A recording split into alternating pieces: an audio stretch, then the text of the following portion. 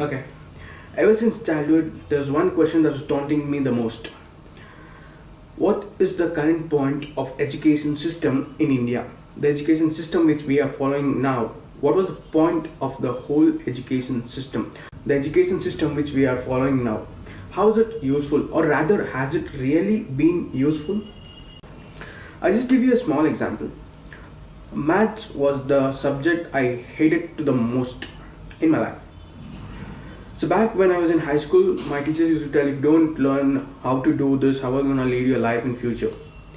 I still am waiting for a day where I'm gonna use the Pythagoras theorem or integration, differentiation, etc.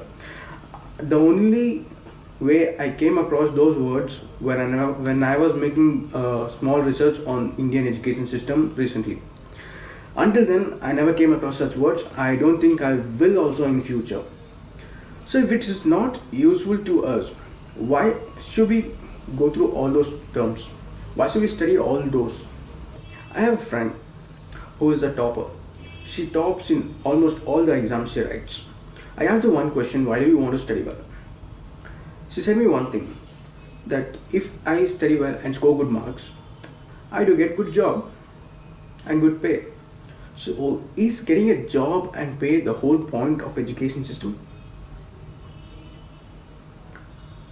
If you ask most of the people, why do you study well?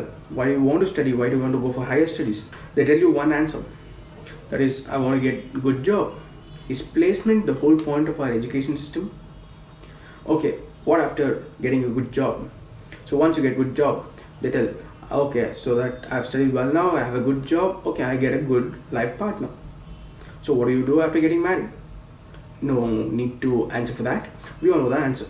So is producing kids the only reason we study? And what happens next? That kid again joins schools and passes exams and goes to college, and the story again repeats. Is this the whole point why we are having our education system? To have its life cycle go on and on and on. Our education system is not about understanding, it's more about memorizing and getting marks. So is marks what describes a person? Does actually marks card or marks what they actually scored describe a person?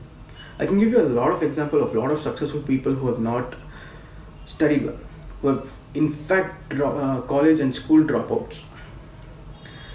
When that is there, why do we have to study well? Why do we have to score marks? Why do we have to pressurize students to score well in exams?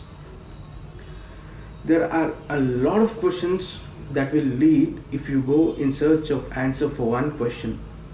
What is the point of current education system in India? In the 18th century, when the British people had problems communicating with the Indian people, they asked Mr. Thomas Babington Macaulay to go to India and introduce one education system that used to be common for all, so that they could easily communicate with us. So the industrial revolution was on a swing during that period of time. So in 1835, the education system which we follow now was introduced. It was called the English Education Act of 1835. So as the industrial revolution was on a swing, they needed clerks to work for them. The English East India Company needed clerks to work for them. So they introduced a system which we are currently following now.